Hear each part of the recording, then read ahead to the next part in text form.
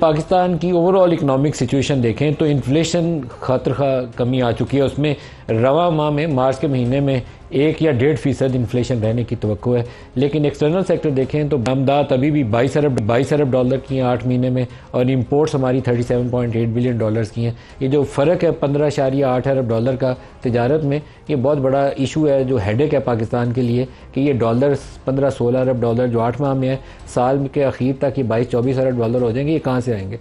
इसका अभी तक हमारे पास कोई खातर खा सलूशन नहीं है। हमारे पास जो मेहमान शख्सियत है प्रोग्राम के इस हिस्से में, मिफ्ता साहब, साबिक वज़ीर ख़जाना। मिफ्ता साहब बहुत शुक्रिया, आप हमारे साथ शामिल हो रहे हैं। कुछ चीज़ें लगता है कि बेहतरी की तरफ हैं, लेकिन ये जो एक्सटर्नल एरिया है ये तो अभी भी वल्नरेबल है, डिस्पाइट द फैक्ट कि आपकी रिमिटेंसेज अब 3 अरब डॉलर महीने की आ रही हैं, फिर भी ये एरिया अंडर प्रेशर है। जी, रेमिटेंस ने अल्लाह की मेहरबानी से बहुत सहारा दिया है हमारी मईशत को, और रेमिटेंस बड़ी अच्छी तरह ग्रो कर रही हैं। लेकिन जैसा आपने फरमाया कि तकरीबन एक्सपोर्ट्स और इंपोर्ट्स एक्सपोर्ट्स और रेमिटेंस मिलाकर इंपोर्ट के बराबर होती हैं। अगर हम इंपोर्ट्स को जो है वो ज़रा सा कम रखें, अगर हमारी ग्रोथ 2-2.5% हो, जब हमारी ग्रोथ बढ़ जाती है, शरह नमू बढ़ जाती है, तो हमारी इंपोर्ट्स बढ़ जाती हैं, और फिर उसका हमारे पास पैसे नहीं होते तो फिर रुपया डिवैल्यू होता है और दीगर मसाइल पैदा होते हैं। और तो ये हमको, और इसके अलावा हमारे ऊपर जो कर्ज़ है 20-25 अरब डॉलर का जो हमको वापस करने होते हैं दुनिया को, और जो सूद देना होता है, तो उसके लिए फिर हमको नए कर्ज़ और कर्ज़ लेने पड़ते हैं। तो हमारी कोशिश ये होनी चाहिए एज मुल्क कि हम बरामदात को, एक्सपोर्ट्स को बढ़ा लें इतना कि हमारे इंपोर्ट के बराबर आ जाए, और जो हमारा रेमिटेंस का पैसा आ रहा है उससे हम दुनिया भर का कर्ज़ जो है वो भर सकें। ये मिफ्ता साहब ख्वाहिश तो होगी, तवील अरसे से 90 की दहाई से हम ये बातें सुनते हैं कि ये काम हमने करना, कर नहीं पाते, बरामदात ऊपर जाती नहीं है। इमरान खान की हुकूमत में एक दफ़ा हमने 30-31 अरब डॉलर बरामदात को टच किया था, फिर नीचे गिर गई थी पीडीएम के दौर में। अब शायद इस साल 30 जून तक हो सकता है हम 32 बिलियन डॉलर के करीब करीब चले जाएँ। तो हमने कोई तीर नहीं चलाया, इसमें 10-12 साल 15 साल काफ़ी हद तक ज़ाया कर दिए, हमने एक्सपोर्ट्स में इजाफा नहीं कर सके। नहीं, हमने तो बहुत ज़्यादा वक्त ज़ाया करा है। 90 की दिहाई से ही आप समझ लीजिए कि वक्त ज़ाया हो रहा है। उस वक्त हमारा एक्सपोर्ट तकरीबन वियतनाम के बराबर था। आज वियतनाम का एक्सपोर्ट 380 बिलियन डॉलर के बराबर है। तो हम देखें ना, बच्चों को तालीम नहीं दे सकते, हमारे 2 करोड़ 70 लाख बच्चे बाहर हैं, हम सेहत नहीं दे सकते, हम बेसिक सर्विसेज पानी नहीं पहुंचा सकते, बिजली हमारी सबसे महंगी है, एक्सपोर्ट्स के टैक्सेस हमारे सबसे ज़्यादा हैं।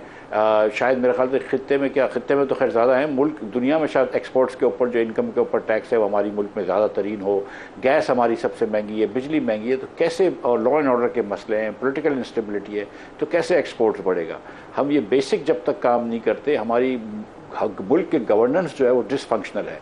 जब तक हम लोकल गवर्नमेंट्स को एम्पावर नहीं करते जिससे तालीम और सेहत हो, जब तक हम बिजली सस्ती नहीं करते, निजकारी नहीं करते, जब तक हम ये गलत फैसले करना छोड़ ना दें जिसमें महंगी बिजली लगाना और दीगर जो काम है, ये जब तक हम चीज़ें नहीं करेंगे तो हम कैसे तरफ जाएंगे? इस हुकूमत ने जो आपने बात करी कि अफरात ज़र कम हुआ है, वो इसलिए कम हुआ है कि दुनिया भर में ख़ाम तेल की कीमतें कम हुई हैं, और तो कोई बात नहीं है। इस हुकूमत ने 1 साल के अंदर एक कदम एक चीज़ का नहीं उठाया माशी पॉलिसी में कि जिससे माशी इस्तेकाम आ सके, या जिसकी वजह से हम ग्रोथ की तरफ जा चुके हैं, माँ सिवाय IMF के प्रोग्राम साइन करने पे। जो NFC अवार्ड की बात है, जो इनको भी पता है कि NFC अवार्ड को जब तक आप रीनिगोशिएट नहीं करते और उसको बेहतर नहीं करते, आप मुल्क में खसारा कम नहीं होगा, और खसारा कम नहीं होगा तो ग्रोथ नहीं होगी। जो आपने बात करी है एक हॉरिजॉन्टल टैक्स करने की, कि यार आप 50,000 रुपये कमाने वाले नौकरी पेशा आदमी से तो टैक्स लेते हैं, 38% टैक्स लेते हैं आप नौकरी पेशा लोगों से मैक्सिमम, और हज़ारों एकड़ की ज़राई अराजी वालों से टैक्स नहीं लेते, बड़ी बड़ी अरबों रुपए की प्रॉपर्टी में रहने वालों से टैक्स नहीं लेते। तो जब तक ये मुल्क में बेसिक इस्लाहत नहीं करेंगे और एक मखसूस अशराफिया के पंजे से मुल्क को नहीं छुड़वाएंगे, मुल्क कैसे आगे बढ़ेगा?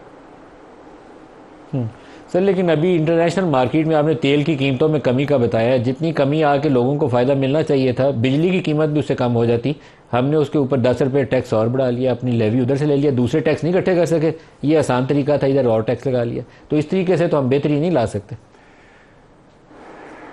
देखिए ना, वो इसलिए किया था कि हुकूमत कह रही थी कि आपके ऊपर जो 10 रुपये पेट्रोल और 10 रुपये डीजल के ऊपर टैक्स लगाया, जिस पर तकरीबन 17 अरब रुपया हुकूमत को मिलता है, यानी कि 200 अरब रुपए की आवाम की जेब से निकल के हुकूमत को जाएगा। हमने ये सुना था कि 23 मार्च को शहबाज शरीफ साहब बड़ा ऐलान करेंगे कि जिसके तहत वो कहेंगे कि हमने बिजली सस्ती कर दी, चलो आपके ऊपर टैक्स लगा के तो वो सस्ती कर दी। वो भी नहीं हुआ। आपने टैक्स ले लिया, बिजली सस्ती नहीं करी। आपने IPPs के कुछ कॉन्ट्रैक्ट ख़त्म किए थे, बोला 1.5 रुपया बचेगा, वो बिजली सस्ती नहीं हुई। बल्कि सितम ज़रीफ़ी, अब मैं 2 आपको बात बता दूं कि एक तो मसला ये है कि जो फ्यूल प्राइसेस में 3-4 रुपये कम होने हैं, उसकी भी अनाउंसमेंट नहीं आई है कि जो आपको फ्यूल एडजस्टमेंट चार्जेस में आएंगे। लेकिन जो क्वार्टरली एडजस्टमेंट अगली आ रही है, क्योंकि इतनी बारिशें नहीं हुई, तो हमको जो उम्मीद है कि क्वार्टरली एडजस्टमेंट कम हो जाएगी, हमको शायद खतरा है कि क्वार्टरली एडजस्टमेंट बढ़ ना जाए अगले तिमाही में, अगले क्वार्टर में, क्योंकि बारिशें इतनी नहीं हुई तो शायद तरबेला या मंगला या दीगर से इतनी पानी नहीं मिल सकेगा, तो इतनी बिजली नहीं बन सकेगी।